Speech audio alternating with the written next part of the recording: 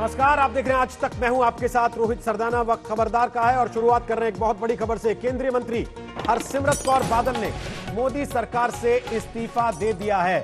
अब से थोड़ी देर पहले हरसिमरत कौर बादल ने अपने इस्तीफे का ऐलान किया। हालांकि आपको बता दें, आज संसद में कृषि बिल पर चर्चा के दौरान ही उनके पति सुखबीर बादल ने इस बात का ऐलान कर दिया था कि हरसिमरत कौर बादल आज इस्तीफा दे देंगी। खाद्य प्रसंस्करण उद्योग मंत्री यानी कि फूड प्रोसेसिंग मंत्रालय हरसिमरत कौर बादल के पास था। कृषि से जुड़े 3 बिलों को लेकर एनडीए के पुराने सहयोगी रहे एसएडी शिरोमणि अकाली दल में नाराजगी थी। लिहाजा हरसिमरत कौर बादल ने आज यह कहते हुए इस्तीफा दे दिया कि उन्हें किसानों और उनकी बेटियों और बहनों के साथ खड़े होने में गर्व की अनुभूति है। मैं केंद्रीय मंत्रिमंडल से इस्तीफा दे रही हूं। किसानों के मुद्दे पर हरसिमरत कौर बादल ने कैबिनेट से इस्तीफा दे दिया है। और आपको दिखा रहे हैं वो चिट्ठी जो उन्होंने प्रधानमंत्री को लिखी। हरसिमरत कौर बादल ने प्रधानमंत्री नरेंद्र मोदी को यह चिट्ठी लिखी। किसानों के लिए जो बिल आए हैं 3, उस पर उन्होंने अपना विरोध दर्ज कराया और प्रधानमंत्री नरेंद्र मोदी को अपने इस्तीफे की जानकारी भी दे दी। हरसिमरत कौर बादल ने वैसे ट्वीट करके अपने इस्तीफे की बात को सार्वजनिक किया। हिमांशु मिश्रा हमारे सहयोगी इस समय हमारे साथ लाइव आ गए हैं इसी मामले को लेकर। क्या एनडीए में इस बिल को लेकर हिमांशु चर्चा नहीं हुई थी? क्या हरसिमरत कौर बादल की पार्टी को भरोसे में नहीं लिया गया था इस बिल को लाने से पहले? देखिए, मैं आपको बता दूं रोहित कि कल जब हमने सुखबीर बादल से बात की थी तो उन्होंने ये साफ कह दिया था कि जो है वो इस मसले पे जो है मानने को तैयार नहीं है। अगर ये बिल जो है वापस नहीं लिया गया तो अकाली दल जो है संसद में इसका विरोध करेगी। लेकिन ये उम्मीद किसी को नहीं थी कि हरसिमरत कौर जो है वो कैबिनेट से इस्तीफा दे देंगी। और आज उन्होंने सुखबीर बादल ने जो है इसका ऐलान कर दिया कि वो इस्तीफा देंगे। और कुछ ही देर बाद जो है प्रधानमंत्री कार्यालय में जो संसद भवन में प्रधानमंत्री का कार्यालय, वहां जाके हरसिमरत कौर बादल ने जो है वो इस्तीफा दे दिया।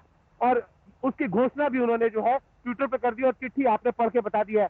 ये मामला इतना पेचीदा हो चला था कि शायद जो है मान मुलव्वल नहीं हो पा रही थी। और कल बीजेपी के अध्यक्ष जेपी नड्डा ने भी कहा था कि वो अकाली दल से को मना लेंगे। लेकिन कल जब हमारी सुखबीर बादल से बात हुई थी तो सुखबीर बादल ने यही कहा था कि ये वो इशू है जिस पर वो पीछे नहीं हट सकते हैं, क्योंकि उन्होंने 40 साल जो है किसानों की मंडियों को डेवलप किया है। और अगर ऐसे में प्राइवेट प्लेयर आते हैं तो सरकार का रेवेन्यू का लॉस होगा और किसानों के लिए एक बहुत बड़ी हानि होगी आने वाले दिनों में। क्योंकि अगर सरकार का एमएसपी जो है वो लागू नहीं होगा तो ऐसे में किसान जाएगा कहां, क्योंकि प्राइवेट प्लेयर एक समय के बाद जो है मोनोपोली कर लेंगे। और यही कारण है कि आज अकाली दल ने जो है की तरफ से हरसिमरत कौर बादल ने जो है वो इस्तीफे की घोषणा कर दी। और ये एक बड़ी चीज हमारे साथ अपने दर्शकों को बता दें एक बार फिर से, प्रधानमंत्री नरेंद्र मोदी का जन्मदिन है आज और पीएम मोदी के जन्मदिन के मौके पर रंग में भंग डालने वाली यह खबर है। उनकी सहयोगी पार्टी बीजेपी के पुराने सहयोगी शिरोमणि अकाली दल की नेता हरसिमरत कौर बादल, जो कि केंद्रीय मंत्री थी, उन्होंने इस्तीफा दे दिया यह कहते हुए कि किसानों को लेकर जो बिल सरकार ला रही है वो किसान हित में नहीं है, किसान विरोध में। लिहाजा हम सरकार का हिस्सा ऐसी स्थिति में नहीं रह सकते। वैसे पहली बार ऐसा देखा जा रहा है कि मोदी सरकार के किसी मंत्री ने इस तरीके से इस्तीफा दिया और बीजेपी का कोई सहयोगी दल किसी बिल को लेकर सरकार के खिलाफ इस हद तक चला गया। किसानों से जुड़े 3 नए विधेयकों पर मोदी सरकार घिरी हुई है। इसमें अकाली दल जैसे सहयोगी भी सरकार के खिलाफ थे और यही टकराव अब इस हालत तक आ गया जिसमें हरसिमरत कौर बादल ने इस्तीफा दिया। वो मोदी सरकार में फूड प्रोसेसिंग मंत्री थी। सरकार यह दावा कर रही है कि ये 3 नए बिल किसानों की बेहतरी के लिए है, लेकिन इन कानूनों का विरोध करने वाले आरोप लगा रहे हैं कि इससे न्यूनतम समर्थन मूल्य का कोई मतलब नहीं रह जाएगा, वो खत्म करने की यह साजिश है। किसान संगठन भी कह रहे हैं कि इन नए कानूनों से किसान और उसकी उपज पर प्राइवेट कंपनियों का कब्जा हो जाएगा और पूरा फायदा बड़ी कंपनियों को चला जाएगा।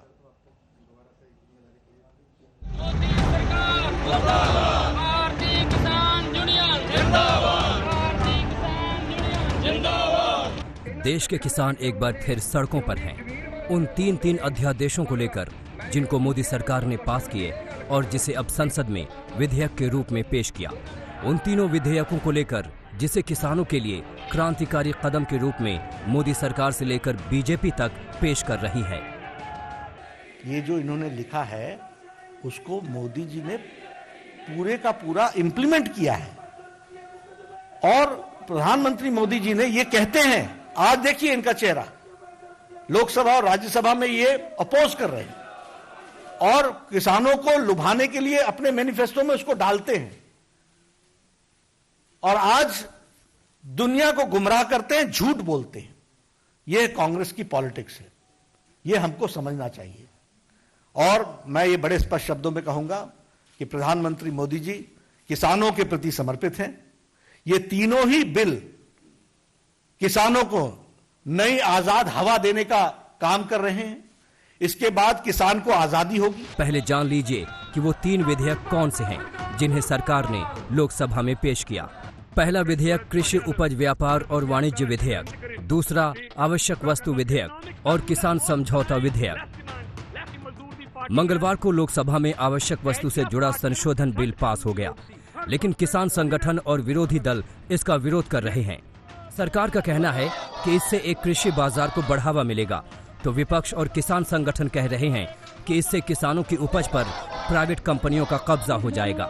सरकार का कहना है कि किसान अपनी उपज को फ्री व्यापार के तहत कहीं भी बेच सकता है, लेकिन विरोध करने वालों का कहना है कि किसान का सारा फायदा बड़ी कंपनियों को मिलेगा। सरकार का कहना है कि कॉन्ट्रैक्ट फार्मिंग से छोटे किसानों को फायदा मिलेगा, लेकिन विपक्ष का कहना है कि इससे बड़ी कंपनियां ही फसलों की कीमत तय करेंगी और किसान अपने ही खेतों में मजदूर और मजबूर बन जाएगा। हम लगातार जब सरकार से मिले, तोमर साहब से मिले, तोमर साहब ने हमें एक लेटर लिख के दी हुई कि एमएसपी, अगर शंका है कि एमएसपी बंद होगी, नहीं होगी, एमएसपी बंद नहीं होगी, एमएसपी खरीद रहेगी। पर हमने ऑर्गेनाइजेशन पंजाब के किसानों सब जो स्टॉक होल्डर से बात की, उनके मन में क्लियर है कि हमें लेटर से नहीं बात चलती, ये एक्ट में प्रोविजन होना चाहिए कि जो किसान की प्रोटेक्शन तब होगी अगर एक्ट में प्रोविजन हो कि एमएसपी पे खरीद होगी और एमएसपी हर साल लागू की जाएगी। कांग्रेस ने तो इसे नया जमींदारी सिस्टम तक बता दिया है। कांग्रेस के पूर्व अध्यक्ष राहुल गांधी ने ट्वीट किया कि किसान ही हैं जो खरीद खुदरा में और अपने उत्पाद की बिक्री थोक के भाव करते हैं। मोदी सरकार के 3 काले अध्यादेश किसान खेतीहर मजदूर पर घातक प्रहार हैं, ताकि ना तो उन्हें एमएसपी का हक मिले और मजबूरी में किसान अपनी जमीन पूंजीपतियों को बेच दें। ये मोदी जी का एक और किसान विरोधी षड्यंत्र है। अभी संसद का सत्र चल रहा है। किसानों के सवाल पर उठा बवाल आने वाले दिनों में संसद में भी सियासी गर्मी और बढ़ाएगा। आज तक ब्यूरो। तो सवाल यह कि आखिर इस बिल का विरोध क्यों हो रहा है? जो लोग विरोध कर रहे हैं वो क्या तर्क दे रहे हैं? विरोध की दलीलें यह है कि इस बिल से मंडी व्यवस्था पूरी तरह से खत्म हो जाएगी। सबसे बड़ी बात यह कही जा रही है। दूसरी बात यह कही जा रही है कि इस बिल के आने के बाद निजी कारोबारियों की मनमानी बढ़ जाएगी, जिससे किसान को नुकसान होगा।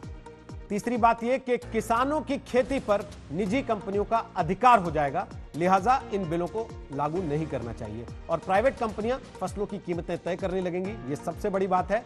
एमएसपी सरकार जो तय करती है उसका कोई मतलब नहीं रह जाएगा और उपज की स्टोरेज से कालाबाजारी बढ़ेगी। ये इस बिल के विरोध में बातें कही जा रही हैं और साथ ही कहा जा रहा है न्यूनतम समर्थन मूल्य और खाद्य सुरक्षा कमजोर होगी। ये 6 आधार हैं जिन पर इस बिल का विरोध किया जा रहा है। और अब बढ़ते हैं अगली खबर की तरफ। कंगना रनौत इस वक्त एक तरह की रणभूमि में है। जैसे जैसे कंगना की लड़ाई आगे बढ़ रही है, वैसे वैसे उनके दुश्मन भी बढ़ते जा रहे हैं। उन पर हर तरफ से हमले भी हो रहे हैं। अब हालत यह है कि एक तरफ बॉलीवुड में अकेली कंगना है और दूसरी तरफ बाकी सब। यह कंगना वर्सेस ऑल की लड़ाई हो गई है, लेकिन कंगना ना तो इससे डर रही है और ना घबरा रही है। वो अपने दुश्मनों को चुन चुन कर जवाब दे रही है। कंगना और उनके तमाम दुश्मनों के बीच चल रहा यह मैच काफी रोमांचक दौर में पहुंच चुका है।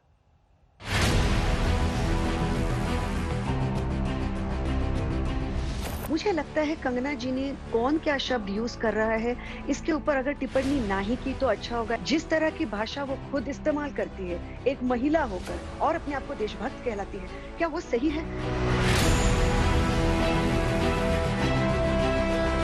जिस थाली में खाते हैं उस थाली में छेद नहीं करना चाहिए। जिस इंडस्ट्री ने आपको इस मुकाम पे जो आपको लेकर आई है, आपको उन्होंने इतना बड़ा स्टार बनाया है, ये इंडस्ट्री ने आपको प्लेटफॉर्म नहीं दिया होता तो शायद आप इतने बड़े स्टार नहीं बन पाते।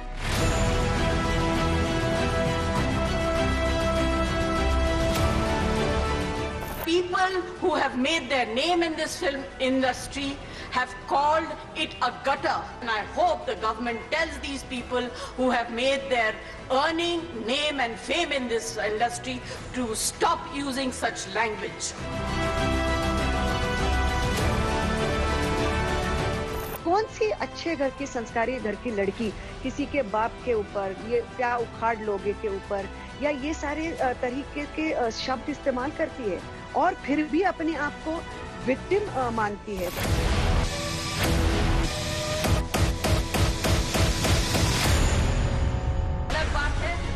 जया बच्चन, उर्मिला मातोंडकर, तापसी पन्नू, सोनम कपूर, स्वरा भास्कर, रिया चड्ढा, अनुभव सिन्हा, कितने नाम बताएं, लिस्ट लंबी है। एक कंगना है, हजार दुश्मन है। दुश्मनों को कंगना का जवाब सुन लीजिए। मैं एक क्षत्राणी हूँ, सर कटा सकती हूँ लेकिन सर झुका नहीं सकती। राष्ट्र के सम्मान के लिए हमेशा आवाज बुलंद करती रहूंगी। मान सम्मान स्वाभिमान के साथ जीती आई हूँ और गर्व से राष्ट्रवादी बनकर जीती रहूंगी। सिद्धांत के साथ ना कभी समझौता किया है, ना कभी करूंगी।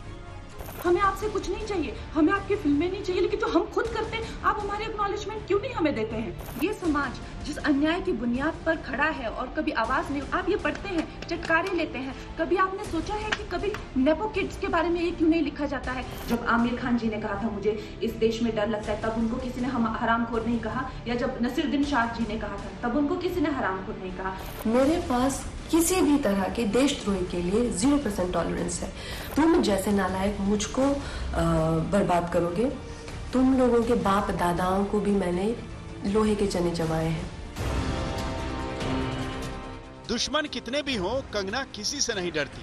किसी को बुरा लगे या अच्छा, जो बोलना है बोलती है और तीखा बोलती है। यही बात उनके दुश्मन कैंप को चुभती है। जया बच्चन पर कंगना ने क्या बोला, सब खुल कर आ गए। जिन जया बच्चन जी के बारे में कंगना ने बात की है, बहुत दुख की बात है कि उनके बारे में उन्होंने इस लहजे से, इस अंदाज में बात की है, क्योंकि मैं शायद उनको नहीं पता होगा, मैं बताना चाहूंगी कि जब कंगना जी का जन्म भी नहीं हुआ था तब जया बच्चन जी ने मिली और गुड्डी और अभिमान जैसी फिल्में की थी। वो इस देश की एक बहुत ही रिस्पेक्टेड अदाकारा होने के बावजूद, अपार्ट फ्रॉम दैट, वो एक सीनियर लेडी है फिल्म इंडस्ट्री की। और मुझे लगता है किसी भी जिस इंडस्ट्री में आप काम करते हैं उसके अंदर के किसी सीनियर कलीग के बारे में इस लहजे से बात करना, मुझे लगता है बाकी सब छोड़ दीजिए, मुझे लगता है भारतीय संस्कृति के साथ नहीं जाता। कंगना से लड़ने के लिए उनके दुश्मन कैंप से उर्मिला आगे आई। वो कंगना के संस्कारों तक पहुंच गईं। कंगना की लड़ाई को एक तरह से ड्रामा बता दिया और ये कह दिया कि जब कंगना इन सब में फेल होती है तो विक्टिम कार्ड खेलती है। जिस तरह की भाषा वो खुद इस्तेमाल करती है, एक महिला होकर दूसरी महिला के बारे में, देश के बारे में, सोसाइटी के बारे में, और अपने आप को देशभक्त कहलाती है, क्या वो सही है? कौन सी अच्छे घर की संस्कारी घर की लड़की किसी के बाप के ऊपर, ये क्या उखाड़ लोगे के ऊपर, या ये सारे तरीके के शब्द इस्तेमाल करती है और फिर भी अपने आप को विक्टिम मानती है? सब विक्टिम हो गए तो महिला विक्टिम होने का कार्ड भी उठा उठा के पटकती है। उर्मिला की बातों से कंगना गुस्से में आ गईं। उन्होंने कहा, उर्मिला ने मेरे संघर्ष का मजाक उड़ाया है। उर्मिला को एक्टिंग के लिए नहीं जाना जाता, वो तो सॉफ्ट पॉर्न स्टार हैं। कंगना की इस बात पर उनकी आलोचना होने लगी कि कैसे उर्मिला को सॉफ्ट पॉर्न स्टार कह दिया, महिलाओं के बारे में ऐसी बातें क्यों? कंगना के विरोधी उर्मिला के समर्थन में उतर गए। स्वरा भास्कर को मासूम से लेकर रंगीला और पिंजर तक की उर्मिला की फिल्में याद आ गईं। डायरेक्टर अनुभव सिन्हा भी उर्मिला के अभिनय और खूबसूरती को याद करने लगे। पूजा भट्ट ने उर्मिला को लीजेंड बताया और उन्हें उर्मिला की रंगीला फिल्म याद आ गई। लेकिन कंगना के तरकश के तीर खत्म नहीं हुए। उन्होंने अपने एक एक दुश्मन को जवाब दिया जो उर्मिला के बहाने कंगना पर हमले कर रहे थे।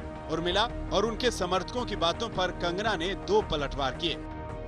तुम्हारा नारीवाद उस समय कहाँ चला गया था जब उर्मिला ने मुझे रुदाली और वैश्या कहा था? तुम्हारा नारीवाद फर्जी है। ये पूरे नारी समाज को शर्मसार करता है।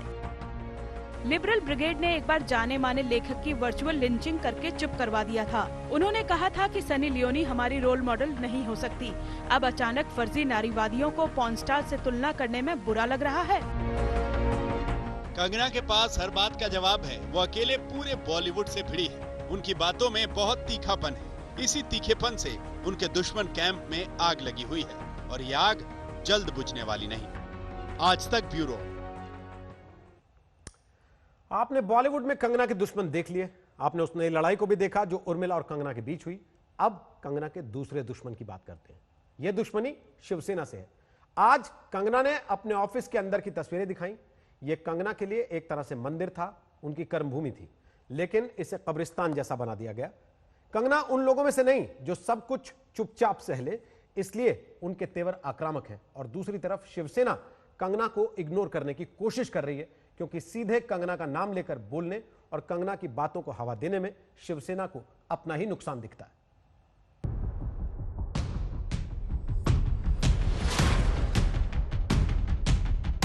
मुझे लगता है कि हमेशा ही आर्टिस्ट का ये कहना, अरे हम तो प्रॉब्लम में पड़ जाते हैं, हमें बात नहीं करनी चाहिए। आप बात नहीं करेंगे, जो सक्सेसफुल लोग हैं जिनके लिए 25 मीडिया कैमरास इकट्ठे होते हैं, तो कौन बात करेगा? फिर आप फिर सक्सेसफुल हैं क्यों? आपको पेडेस्टल पे इसीलिए जनता ने रखा हुआ है कि आप उनके बारे में भी सोचें। One of my contemporary was saying कि हमको तो पानी इलेक्ट्रिसिटी की प्रॉब्लम नहीं है, हम क्यों बात करें? That hurts, you know, like you cannot talk like that. What kind of an individual talks like that? You are a part of this country and it's not just about you. आपके घर पे पानी आए तो ठीक है, आपके पड़ोसी के नहीं आया तो ठीक है, लेकिन अगर आपके चाचा जी के यहाँ नहीं आया तो आपको दर्द हुआ। So this attitude is not good.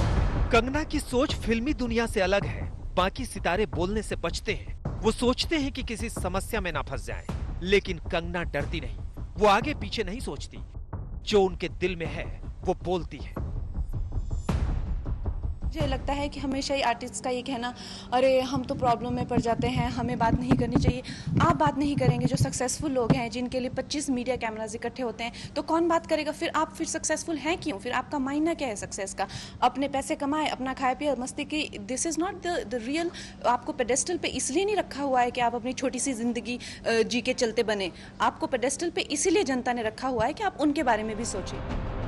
यही सोच है जो कंगना बड़े बड़े लोगों से पंगा ले चुकी है। उन्होंने इसकी कीमत भी चुकाई है। मुंबई में उनके सपनों के मंदिर को कैसे तोड़ा गया, यहाँ एक एक तस्वीर इसका सबूत है। ऑफिस के अंदर दीवारें तोड़ी गई, फर्नीचर तोड़ा गया, मलबा अभी तक पड़ा है।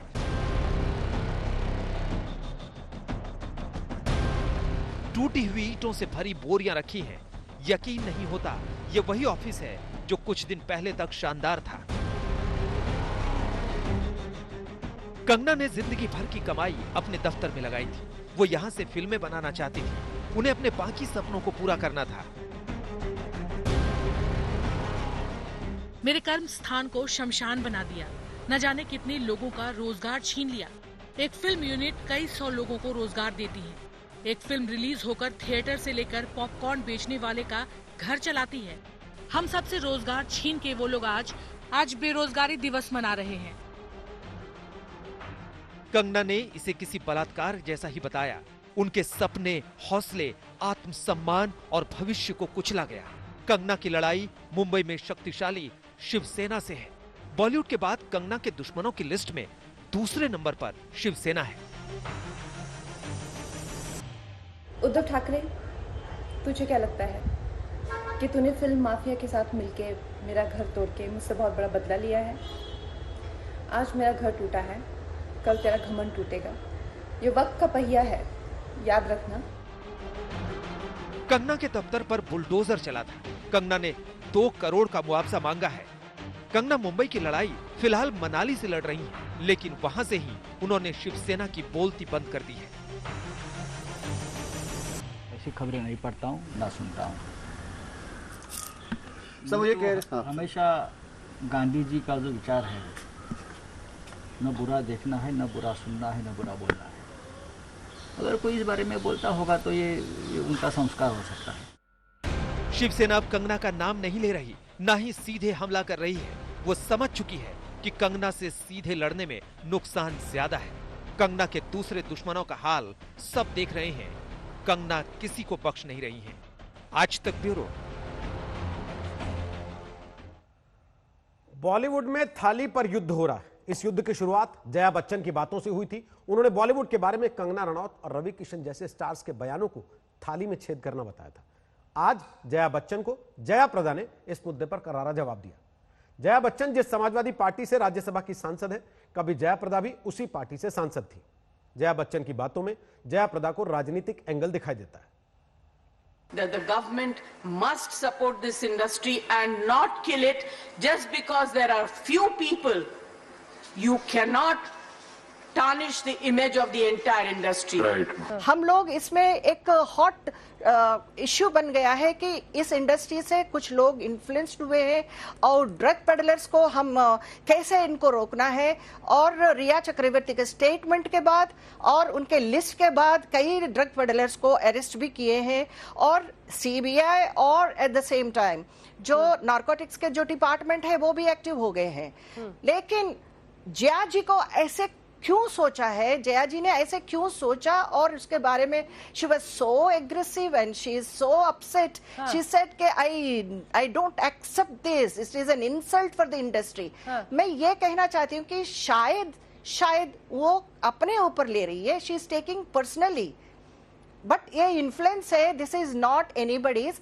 ये मुझे ऐसा लगता है कि कुछ राजनीति का इन्फ्लुएंस है और राजनीति में जो पार्टी से जुड़ी हुई है उस पार्टी का इन्फ्लुएंस हो सकता है।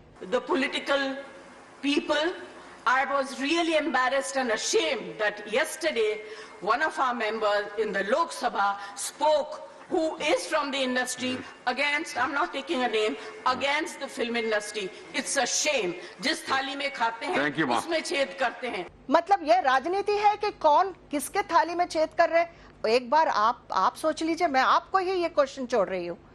आज दुनिया देख रही है कि किसने किस चीज के लिए आपको राजनीति में लेकर आए। आज सिर्फ पद के लिए जया जी आप अमर सिंह जी को छोड़ दिया क्योंकि राज्यसभा में आपको रहना है, इसलिए आपने उस पार्टी को चुना है। लेकिन आज आप ही क्वेश्चन कर रहे हो कि इतने बड़े जो इंडस्ट्री को हम इंसल्ट नहीं कर रहे हैं। मैं कुछ भी जरूरत नहीं है मुझे रवि किशन जी को सपोर्ट करने का, लेकिन उनका जो भाव है, उनका जो बयान है, उनका जो फीलिंग है, वो यूथ को प्रोटेक्ट करने के लिए अगर मैं भी अभी भी मैं करती हूँ कि यूथ को प्रोटेक्ट करिए आप और अमित जी लीड करिए इस ड्रग्स का मुहिम को, आप आगे बढ़ा के इसको रोकिए। There are people in the entertainment industry who are some of the highest taxpayers. They are still being harassed. All kinds of promises are being made to entertainment industry, but never ever kept. Sir, I get very worked up and very emotional. मैं जब चुनाव लड़ रही थी रामपुर में, तो जया जी का कोई एक बयान भी नहीं है जब आजम खान साहब ने मेरे ऊपर टिप्पणी की है, तब मैं उनके परिवार नहीं हूँ। तो आज मैं ये पूछना चाहती हूँ कि अब निर्भय का जो केस हुआ था, तो जया जी रो के पार्लियामेंट में उनके अपना बयान दे रही है, उनके सहानुभूति दिखा रही थी। क्या मैं वैसे नहीं हूँ? मेरे लिए महिलाएं सारे जो आपके चैनल में दिखाए कि सहानुभूति दिखाए, लेकिन जिस इंसान आपके पार्टी का है, आपके पार्टी से ही मुझे विरोध करके मेरे ऊपर एक महिला का उनके अस्मिता को तो ठेस पहुंचा है, तब आपको जया जी को जया प्रदा याद नहीं आई? तब आपने किस थाली पे किसको छेद कर रहे हैं मैं नहीं पूछ रही थी ना आपको। People who have made their name in this film industry have called it a gutter.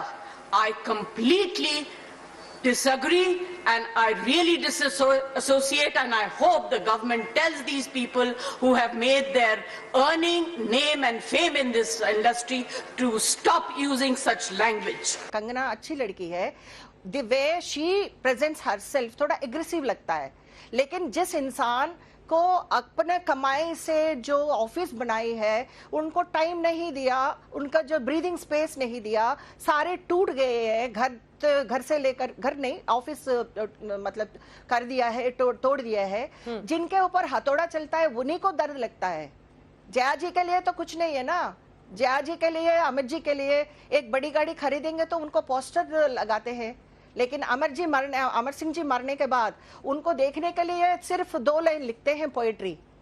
यही तरीका होता है। एक परिवार मानते हैं तो बहुत रिस्पॉन्सिबिलिटी होता है ना। बॉलीवुड के इस गृह युद्ध के बीच हमें सुशांत केस की जांच को नहीं भूलना चाहिए। 27 दिन की जांच के बाद सीबीआई की टीम कल दिल्ली लौट आई थी। ईडी और एनसीबी की जांच अब भी चल रही है, लेकिन अभी तक सुशांत की मौत का सच सामने नहीं आया। यह मौत खुदकुशी थी या हत्या, इस सवाल का जवाब एम्स की रिपोर्ट से मिलने की उम्मीद है। एम्स की टीम ने सुशांत के पोस्टमार्टम रिपोर्ट और विसरा रिपोर्ट की दोबारा जांच के बाद उस रिपोर्ट की शुरुआती स्टडी कर ली है। आज तक के पास इस स्टडी के बारे में एक्सक्लूसिव जानकारी है।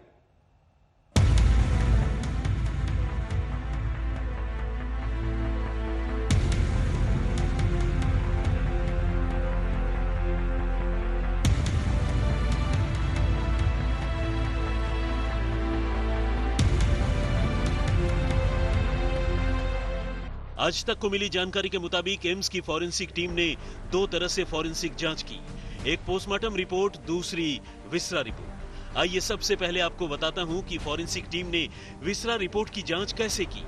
एम्स फॉरेंसिक टीम को मुंबई के कलीना फॉरेंसिक लैब से सुशांत की विसरा के नमूने मिले थे। सूत्रों के मुताबिक सुशांत के इंटरनल बॉडी ऑर्गन यानी शरीर के अंदरूनी भाग के करीब आधा किलो नमूने रासायनिक परीक्षण के लिए इकट्ठा किए गए थे। इन नमूनों को 3 अलग अलग शीशियों में रखा गया था। इनमें से एक शीशी में पेट का हिस्सा था, छोटी आंत और बड़ी आंत, जबकि दूसरी शीशी में दिल, लिवर, किडनी, लंग्स के छोटे छोटे टुकड़े थे। इसके अलावा तीसरी शीशी में खून के नमूने थे। खून के नमूनों को छोड़कर बाकी सारे नमूने और शरीर के अंदरूनी हिस्से नमक के घोल में रखे गए थे, उचित प्रिजर्वेटिव्स के साथ।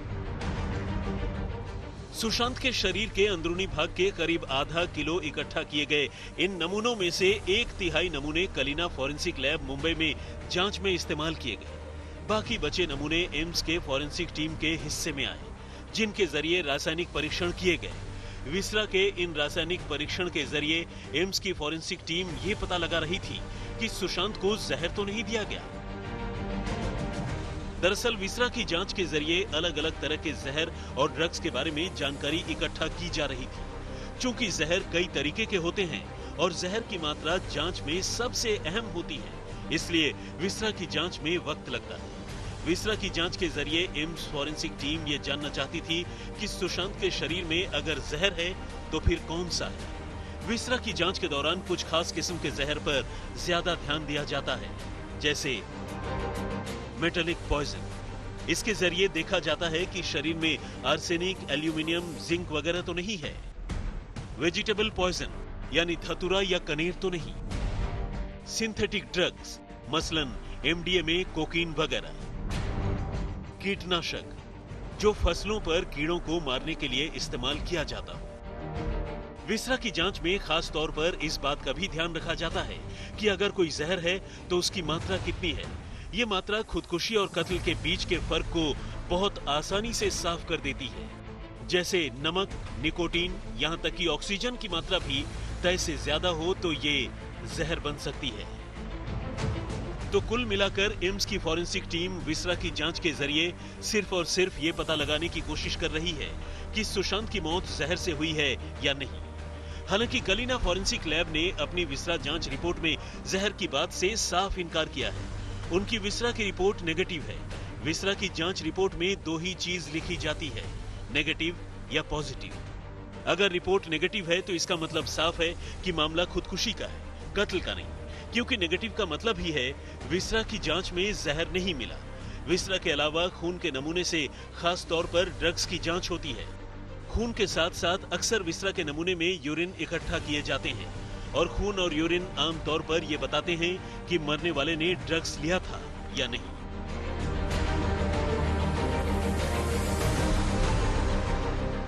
विसरा की स्टडी रिपोर्ट एम्स की फॉरेंसिक टीम के पास है। शुरुआती नतीजा उन्हें मालूम है।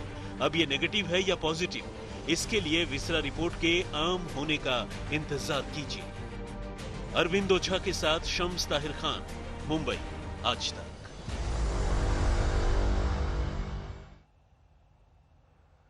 आज प्रधानमंत्री नरेंद्र मोदी का जन्मदिन है। वो 70 वर्ष के हो गए। इस मौके पर प्रधानमंत्री मोदी को देश दुनिया से बधाई संदेश मिल रहे हैं, लेकिन आज हम उस संदेश की बात करेंगे जो प्रधानमंत्री मोदी ने चीन को दिया। और वो संदेश यह है कि अगर लद्दाख में चीन ने युद्ध किया तो भारत वो युद्ध अक्साई चिन की जमीन को चीन से वापस लेने के लिए लड़ेगा। प्रधानमंत्री मोदी लद्दाख दौरे के वक्त यह संदेश चीन को दे चुके थे। आज रक्षा मंत्री राजनाथ सिंह ने 3 दिन में दूसरी बार संसद से यह मैसेज चीन को दे दिया है। इसलिए अब हम प्रधानमंत्री नरेंद्र मोदी के इसी मिशन अक्साई चिन को डिकोड करेंगे, जिसमें चीन के लिए वो चेतावनी है जिसे नजरअंदाज करना उसे भारी पड़ सकता है। विस्तारवाद की जीत जब किसी पर सवार हुई है, उसने हमेशा विश्व शांति के सामने खतरा पैदा किया है। और साथियों, ये न भूले, इतिहास गवाह है कि ऐसी ताकतें मिट गई हैं या मुड़ने के लिए मजबूर हो गई है।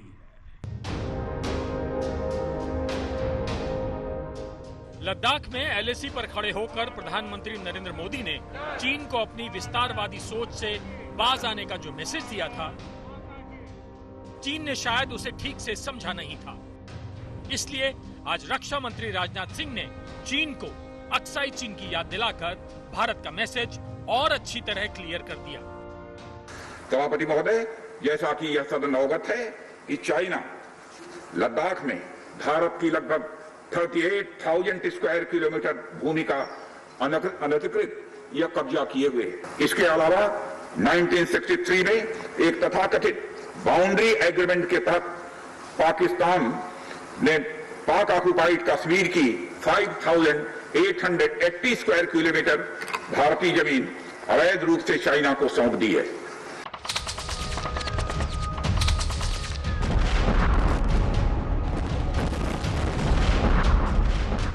रक्षा मंत्री के इस बयान में चीन के लिए चेतावनी छिपी है कि अगर उसने लद्दाख में युद्ध की शुरुआत की तो भारतीय सेना अक्साई चीन के इलाके को वापस लेने के लिए लड़ेगी। मैं आपके माध्यम से देशवासियों को यह विश्वास दिलाना चाहता हूं कि हमारे आर्म्ड फोर्सेस के जवानों का जोश एवं हौसला बुलंद है सभापति महोदय, और हमारे जवान किसी भी संकट का सामना करने के लिए पूरी तरह से दृढ़ प्रतिज्ञ हैं। युद्ध की शुरुआत तो हमारे हाथ में होती है, लेकिन उसका अंत नहीं होता है।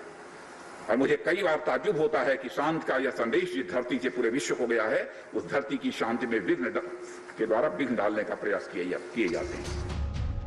अब आप सोच रहे होंगे कि लद्दाख में जारी तनातनी के बीच अक्साई चीन का जिक्र कहां से आ गया। दरअसल लद्दाख में एलएसी के उस पार आज चीन के सैनिक तंबू गाड़ कर बैठे हैं। वो उसी अक्साई चीन की जमीन है जो कभी भारत की हुआ करती थी। 1962 की जंग के बाद चीन ने लद्दाख का 37,555 वर्ग किलोमीटर एरिया कब्जा कर लिया, जिसे हम अक्साई चीन कहते हैं। और 1963 में पाकिस्तान ने गिलगित बाल्टिस्तान का एक हिस्सा चीन को दे दिया, जिसे हम शख्सगाम वैली के नाम से जानते हैं। और अब चीन इसी हड़पी हुई जमीन पर बैठकर भारत को आंख दिखा रहा है। और जिस तरह चीन ने 1962 में युद्ध करके भारत से जमीन छीन ली थी, उसी तरह उसकी मंशा एक बार फिर युद्ध के जरिए भारत की जमीन हड़पने की है। लेकिन वो भूल रहा है कि 1962 के भारत और आज के भारत में जमीन आसमान का अंतर है। 1962 के भारत के पास उतने संसाधन नहीं थे। तब सैनिकों के पास सैन्य साजो सामान और हथियारों की कमी थी, और सबसे बड़ी बात, तब सीमाओं तक पहुंचने के लिए सड़कें भी नहीं थी। लेकिन अब भारतीय सेना दुनिया की सबसे बड़ी और आधुनिक सेना है, जिसका अंदाजा चीन को इस वक्त लद्दाख में एलएसी पर भारतीय सेना की तैयारियों को देखकर लग जाना चाहिए था। इसलिए चीन अगर अपनी विस्तारवादी आदत से बाज नहीं आया तो ऐसा ना हो कि उसे अक्साई चीन भी भारत को लौटाना पड़ जाए। ये बात चीन को प्रधानमंत्री मोदी भी समझा चुके हैं, और अब राजनाथ सिंह ने भी बता दिया है। विस्तारवाद का युग समाप्त हो चुका है।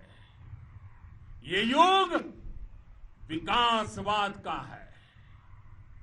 तेजी से बदलते हुए समय में विकासवाद ही प्रासंगिक है। उनके लिए बर्फीली ऊंचाइयों के अनुरूप विशेष प्रकार के गर्म कपड़े, उनके रहने का स्पेशलाइज्ड टेंट तथा उनके सभी अस्त्र शस्त्र व गोला बारूद की पर्याप्त व्यवस्था की गई है।